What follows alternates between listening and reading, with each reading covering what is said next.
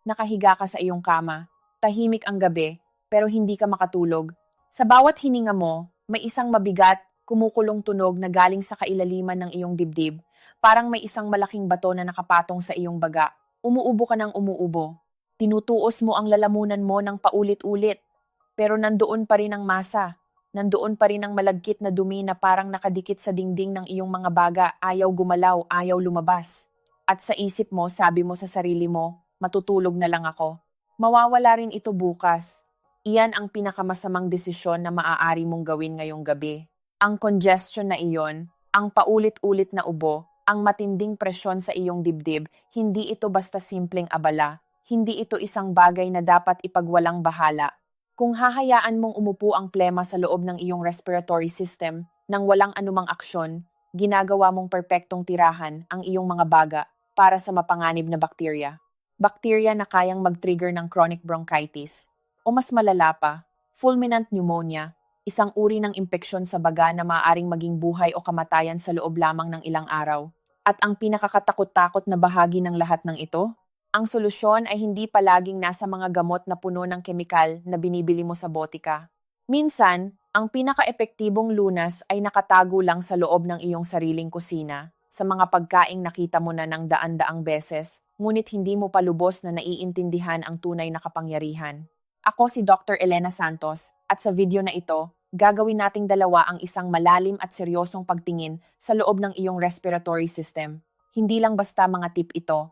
Ire-reveal ko ang 3 partikular na pagkain na sinusuportahan ng clinical biochemistry bilang mga natural na mucolytic, mga pagkain na may kakayahang baguhin ang kondisyon ng iyong baga sa antas ng cellular. Ituturo ko rin sa iyo ang isang bagay na bihirang sabihin ng mga doktor, ang color code ng iyong plema. Ang kulay ng iyong plema ay isang direktang mensahe mula sa immune system mo. At ang pagkaalam kung paano ito basahin ay maaaring literal na makapagligtas ng iyong buhay. At higit sa lahat, bibigyan kita ng babala tungkol sa isang inosenteng pagkain na malamang ay kinakain mo ngayon mismo. Isang pagkain na lihim na nagko-convert ng iyong mucus into something na parang armored cement sa loob ng iyong airways, pinapalala ang bawat ubo, pinapahirap ang bawat hininga mo nang hindi mo namamalayan. Pero bago natin pag-usapan ang mga pagkain, kailangan mo munang maunawaan ng mabuti ang kalaban mo. Ang plema ay hindi basta kaaway. Sa totoo lang, ito ang unang linya ng depensa ng iyong katawan. Araw-araw, natural na gumagawa ang iyong katawan ng halos 1 litro ng mucus. 1 litro. Sa normal na kondisyon, ang fluid na ito ay binubuo ng tubig, asin, at mga proteinang tinatawag na mucins na bumubuo ng isang gel na sumasaklaw sa buong respiratory epithelium mo. Isipin mo ito bilang isang malagkit na conveyor belt na tumatakbo ng walang tigil sa loob ng iyong mga baga. Dito pumapasok ang tunay na kahangahangang katotohanan tungkol sa iyong katawan. Ang iyong airways ay may libo-libong microscopic na buhok na tinatawag na cilia. Ang trabaho nila ay kumaway ng paulit-ulit, halos libo-libong beses bawat minuto, para itulak ang mucus, kasama ang alikabok, virus, at bakterya, paakyat ng lalamunan para mailabas ng hindi mo man namamalayan. Ang prosesong ito ay tinatawag na mucociliary clearance. At ito ang isa sa mga pinakakahangahangang sistema ng buong katawan mo.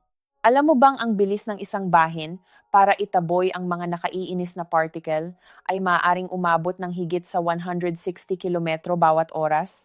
Ang katawan mo ay isang extraordinary na makina ng proteksyon. Ngunit ano ang nangyayari kapag nabigo ang makina ring iyon? Kapag may inflammation dahil sa virus, sigarilyo o allergy, ang goblet cells ng iyong respiratory tract ay nagsisimulang magpanik. Tulad ng isang alarm system na biglang na-trigger, nagsisimula silang gumawa ng labis na mucus. Pero hindi na iyon ang parehong malusog na fluid ng dati. Nagbabago ang chemical composition nito. Nag-iipon ito ng mga patay na immune cells, cellular debris, at inflammatory proteins na nagpapataas ng kapal at kalagkitan ng fluid. Nagiging sobrang kapal at malapot na hindi na kaya ng iyong silya na galaw ito. Tumitigil ang conveyor belt. At kapag nag-stagnate ang mucus sa loob mo, nagsisimula itong mabulok. Iyon ang nararamdaman mo bilang loaded chest. Ang mabigat at masikip na pakiramdam na desperado mong gustong maalis agad. Ngunit hindi lahat ng plema ay pareho. At ang pagkakaiba ng kulay nito ay nagtataglay ng mahahalagang mensahe na dapat mong malaman. Ang kulay ng nilalabas mo tuwing umuubo ay hindi basta aksidente. Pure chemistry iyon, isang direktang ulat mula sa kailaliman ng iyong katawan tungkol sa kung anong uri ng labanan ang nagaganap sa loob ng iyong respiratory system. At ang pagkaalam kung paano basahin ang mensaheng ito ay hindi lang kapaki-pakinabang, maaring maging critical ito para sa iyong kaligtasan. Ang transparent o puting plema ay ang pinakakaraniwang uri. Sa normal na kondisyon, malusog ito. Ngunit kapag dumami ang volume nito ng walang maliwanag na dahilan, maaaring ito ang unang senyales ng isang viral infection o matinding allergic reaction. Sinusubukan ng iyong katawan na hugasan ang irritant gamit ang mas maraming mucus. Sa puntong ito, ang pinakamahalaga ay hydration, tubig, mainit na sabaw, anumang malinaw na likido, nakakatulong na mapanatiling fluid ang mucus para madali itong mailabas ng iyong katawan. Ngayon, ang pinakakinatatakutan ng marami, ang dilaw at berdeng plema. Mayroon isang malawak na maling paniniwala sa lipunan na kapag green na ang plema mo, kailangan mo na agad ng antibiotic. Iyan ay mali, at mahalagang maunawaan mo kung bakit. Ang berdeng kulay ng plema ay hindi galing sa bakterya mismo. Galing ito sa iyong sariling mga sundalong panlaban, ang white blood cells, lalo na ang neutrophils. Kapag ang mga neutrophil ay namatay habang buong lakas na lumalaban sa infection, nagre-release sila ng enzyme na tinatawag na myeloperoxidase na may malakas na berdeng pigment. Kaya ang berdeng plema ay hindi automatic na tanda ng bacterial infection na nangangailangan ng antibiotic. Madalas, ibig sabihin lang nito ay ang iyong immune system ay nasa full biological warfare at ang kailangan mo ay bigyan ang iyong mga sundalo ng tamang nutrition para maabot nila ang tagumpay. Ngunit may isang kulay na hindi mo dapat balewalain kahit kailan, ang pula o pink na plema, lalo na kung foamy o mabula. Ito ay nagpapahiwatig ng presensya ng dugo sa loob ng iyong respiratory tract. Maaaring minor irritation lang ito dahil sa sobrang lakas ng pag-ubo, o maaaring senyales ito ng mas seryosong kondisyon tulad ng pulmonary edema o tuberculosis. Kung tumatagal ito ng higit sa 24 na oras, o kung may kasamang matinding sakit sa dibdib, itigil ang video na ito at pumunta agad sa doktor. Ito ay hindi bagay na dapat pag-isipang mabuti pa. Huwag mag-antay, huwag mag-eksperimento. At sa wakas, ang brown o itim na plema, karaniwan sa mga naninigarilyo o sa mga taong patuloy na nalantad sa industrial pollution. Ang mga ito ay mga naipong partikulo ng tar na desperadong sinusubukang palabasin ng iyong katawan sa bawat ubo. Ito ay senyales na ang iyong mga baga ay nagtatrabaho ng lampas sa limitasyon nila. Ngayon na alam mo na kung paano identify ang problema sa pamamagitan ng kulay ng iyong plema, oras na para harapin ang tunay na solusyon at nagsisimula ito sa iyong kusina. Ang una sa aming listahan ng mga pagkain na isang bagay na malamang ay nasa iyong kusina na ngayon mismo, ang luya. Ngunit huwag mong isipin na alam mo na ang lahat tungkol dito. May tamang paraan at may maling paraan sa paggamit ng luya at ang kaibahan ay malaki pagdating sa resulta. Mula sa pananaw ng clinical phytotherapy, ang luya ay gumagana sa pamamagitan ng dalawang pangunahing bioactive compounds, ang gingerols at ang shogaols. Ang gingerols ay ang pangunahing aktibong sangkap ng sariwang luya, habang ang shogaols ay mas concentrated sa dried form. Ang dalawang compound na ito ang siyang nagbibigay sa luya ng kahanga-hangang kapangyarihan laban sa plema at respiratory inflammation. Bakit epektibo ang luya laban sa plema? Una, ito ay isang potent na anti-inflammatory. Ininihibit nito ang synthesis ng prostaglandins, ang mga chemical messenger na nagdudulot ng inflammation ng respiratory mucous membranes mo. Kapag bumaba ang inflammation, bumababa rin ang produksyon ng bagong mucus na nagbabara sa iyong airways. Pangalawa, at ito ang lihim na kakayahan ng luya na hindi karaniwang nalalaman ng mga tao, mayroon itong thermogenic at expectorant effect. Kapag kinain mo ito, bahagyang itinaas nito ang temperatura ng iyong katawan at sinistimulate ang sirkulasyon ng dugo. Ang prosesong ito ay tumutulong na mapagaan ang density ng mucus, pinapabasag ang malagkit na estruktura nito para mas madali itong mailabas ng iyong silya na matagal nang napigilang gumana ng maayos. Mayroon akong mabilis na tip para sa iyo na hindi karaniwang nalalaman ng karamihan. Huwag mong talupan ang luya gamit ang kutsilyo. Mas mabuting gamitin ang gilid ng isang kutsara. Ang balat ay madaling maalis sa ganitong paraan at mananatili ang buong pulp na mayaman sa gingerol para sa pinakamataas na potency. Umiwas din sa dried powder kung maaari dahil ang sariwang luya ay palaging mas superior pagdating sa therapeutic effect. Para makuha ang pinakamataas na benepisyo, gumawa ng decoction sa pamamagitan ng pagpapakuluan ng 3 o 4 na hiwa ng sariwang luya sa tubig ng 5 minuto. Patayin ang apoy, pagkatapos ay idagdag ang kalahating piniga na limon at 1 kutsara ng raw honey. Ang honey ay hindi lang para sa lasa, ito ay isang demulcent, gumagawa ng protective film sa iyong irritated throat habang ang luya ay gumagana sa mas malalim na bahagi ng iyong respiratory system. Inumin ito ng 2 beses sa isang araw at palaging mainit para ma-maximize ang epekto nito. Ngunit may isang bagay na kailangan ko munang ipaliwanag bago ka magsimulang uminom ng luya tuwing umaga. Mayroon kang isang pagkain na baka kinakain mo sa breakfast na nagpapawalang bisa ng lahat ng iyong pagsisikap. Isang pagkain na lihim na gumagawa ng mas maraming pinsala kaysa sa iyong naiisip habang ikaw ay nagpe-prepare ng iyong luya tea ng may buong puso. Pinag-uusapan natin ang dairy products, ang gatas, matured cheeses, cream at ice cream.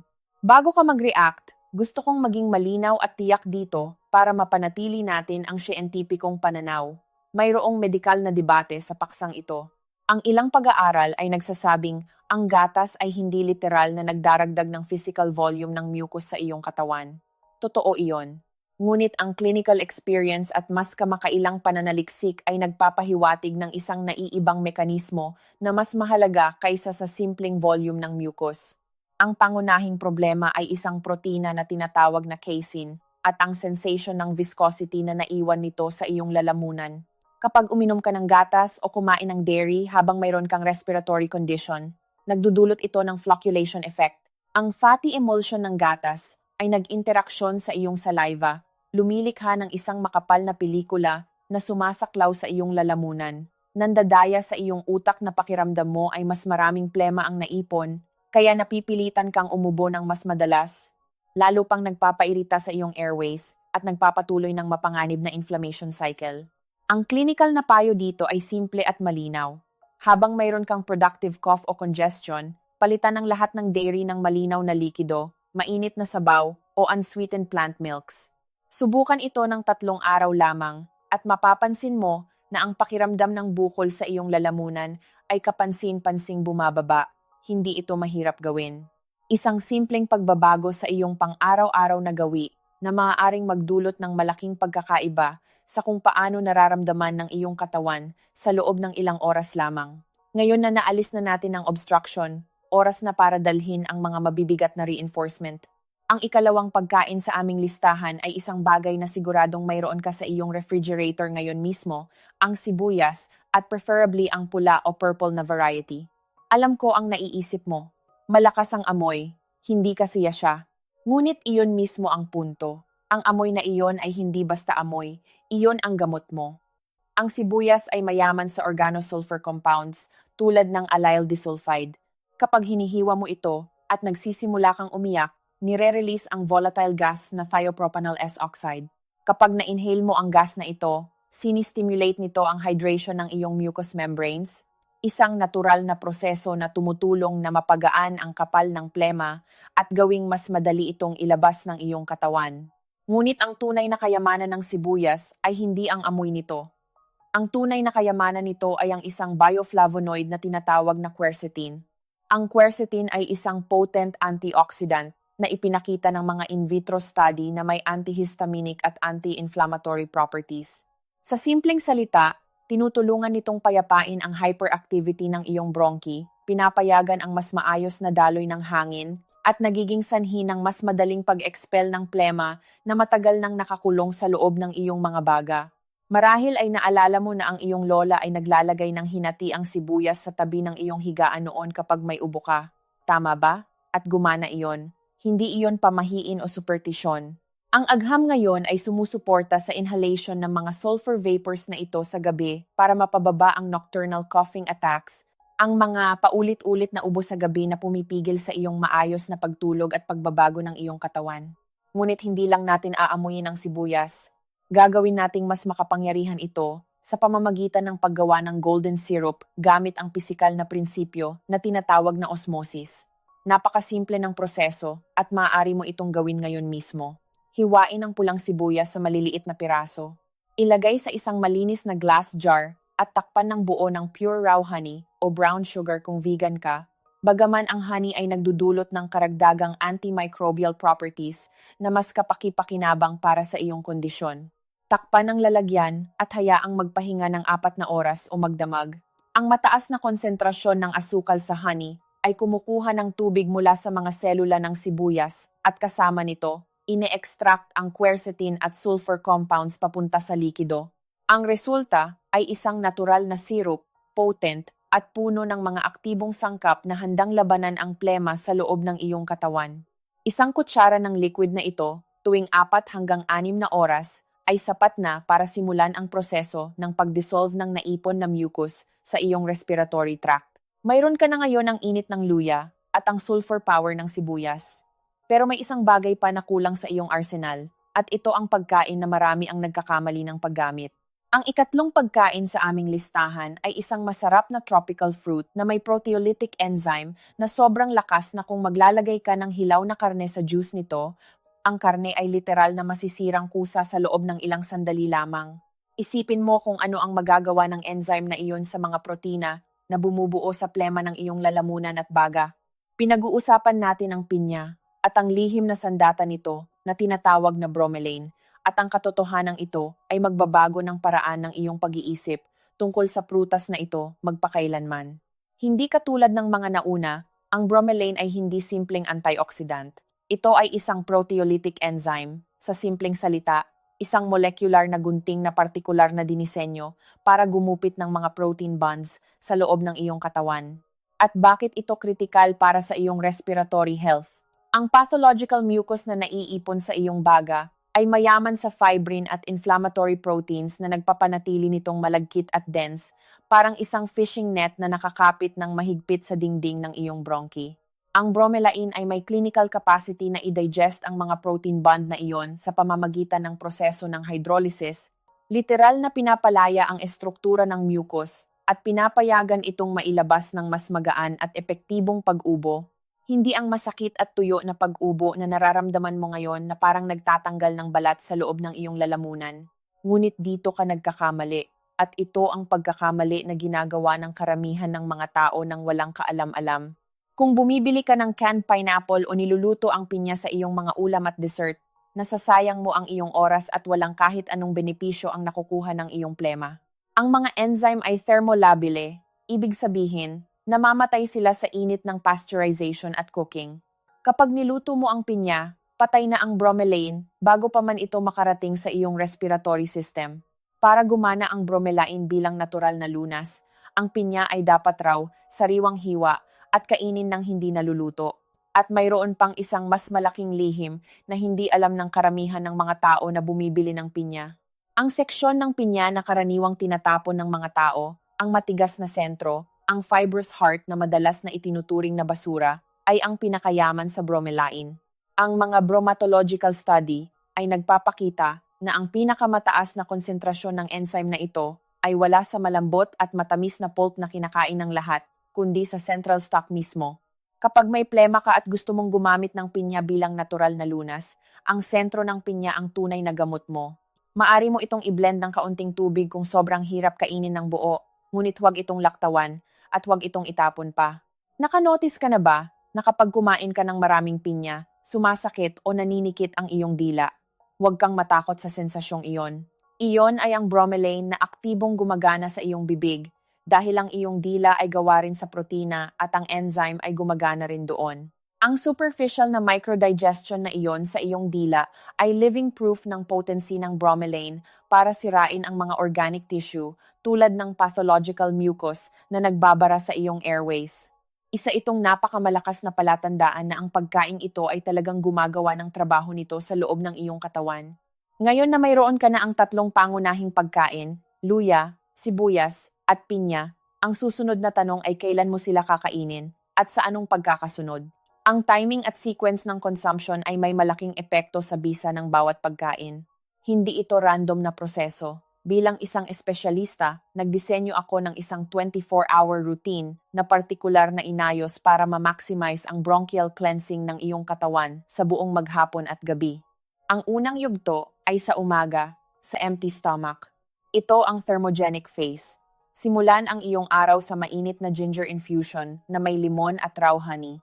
Ang layunin nito ay tatlo: i-warm ang iyong katawan mula sa loob, i-activate ang silya na naging inactive habang natutulog ka, at palambutin ang iyong lalamunan para sa unang produktibong ubo ng umaga. Huwag magmadali sa pag-inom nito. Ang mainit na inumin na ito ay kailangang painumin ng dahan-dahan para ma-maximize ang pakikipag-ugnayan nito sa iyong respiratory mucous membranes at maabot ang pinakamalalim na bahagi ng iyong airways. Ang ikalawang yugto ay sa katanghalian at hapon bilang snack. Ito ang enzymatic phase. Kumain ng 2 hiwa ng sariwang pinya, kasama ang bahagi ng sentro nito, ang parte na dati mong itinatatapon ngunit ngayon ay alam mo na ang tunay na halaga. Ang layunin nito ay ipakilala ang bromelain sa iyong sistema para gumana ito sa pag-dissolve ng naipon na mucus sa buong araw. Mahalagang tandaan, iwasan ang lahat ng dairy sa mga pagkain kasabay ng snack na ito. Huwag hayaang masira ng casein ang trabaho ng bromelain na matagal mo nang pinaghandaan. Ang ikatlong yugto naman ay bago matulog. Ito ang osmotic phase. Kumuha ng 1 kutsara ng iyong onion at honey syrup at inumin ito bago ka humiga. Ang layunin nito ay samantalahin ang antihistaminic effect ng quercetin at ang paglilinis ng sulfur vapors para maiwasan ang nocturnal coughing attacks, ang mga paulit-ulit na ubo sa gabi na pumipigil sa iyong maayos na pagtulog at nagpapahina sa iyong immune system sa bawat gabing hindi ka nakakatulog ng maayos. Ngunit lahat ng ito, ang luya, ang sibuyas, ang pinya, ay may isang kondisyon para gumana ng maayos. Isipin mo ang pinakamahusay na detergent sa washing machine at ang pinakamagandang fabric softener, pero walang tubig. Ang labada ay hindi malilinis. Ganoon din ang iyong mga baga. Kailangan nila ng tamang antas ng hydration para maging maayos ang daloy ng mucus. Kapag dehydrated ka, ang mucus ay natutuyo at dumikit, tulad ng semento sa dingding ng iyong bronchi. Ang 95% ng komposisyon ng malusog na mucus ay tubig. Kapag kulang ang tubig sa iyong katawan, ang unang titigas ay ang iyong respiratory mucus at kahit gaano karaming bromelain ang kinain mo, hindi ito gagana ng maayos. Kalimutan na ang generic na payo na uminom ng 8 baso ng tubig. Ang pinakamaasahang indicator ng iyong hydration level ay ang kulay ng iyong ihi. Kung dark yellow o amber ang kulay nito, ang iyong mga baga ay dehydrated. Kung maputla o halos transparent, ang iyong mucus ay nasa optimal na viscosity para madaling mailabas ng iyong katawan. Bago natin tapusin ang video na ito, may isa pang bagay na gusto kong ibahagi sa iyo, isang lihim na teknik na ginagamit ng mga respiratory physiotherapists sa loob ng mga ospital na bihirang ituturo sa mga pasyente.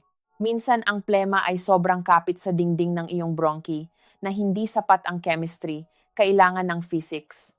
Ang teknik na ito ay tinatawag na chest percussion o clapping.